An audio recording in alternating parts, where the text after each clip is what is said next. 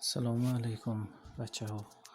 برای حساب کردن قیمت کلانترین فونکسیا که داده شده است در پارچه ای از مینوس 2 تا 3 اول چی کار میکنیم؟ اول از فونکسی داده شده حاصله میگیریم.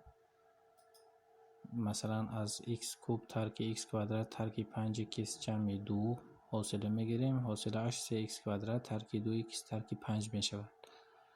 بعد نقطه های کریتیکی را میابیم.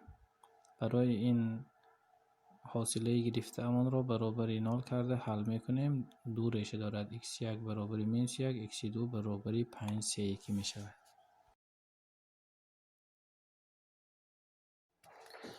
بعد این نقطه های کریتیکی را میابیم. برای این تیر عددی علامت های یعنی که دائمی را در هر یک پارچه ها از مینوس بیاخر تا -1، از -1 تا 5 3 1 و از 5 3 1 تا پلوس بیاخر و فاصله ای داده شده را نیز میگذاریم. بعد این قیمت کلانترین ارگومنت به -1 که برابر است، پس قیمت کلانترین فونکسیون نیز در نقطه ای به x1 برابر -1 برابر می شود. به جای ارگومنت x -1 را گذاشته قیمت کلانترین فونکسیون را میابیم.